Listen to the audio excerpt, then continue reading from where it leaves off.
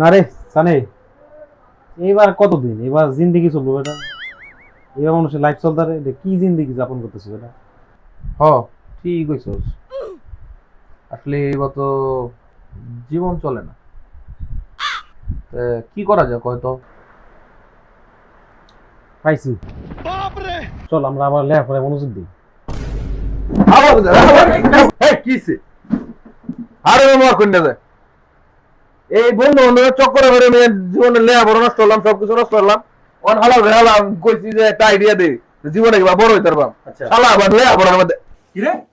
হ্যাঁ কি তোরা বললে আমার কথা কইছে? হ্যাঁ তাহলে মার আবার মার মার।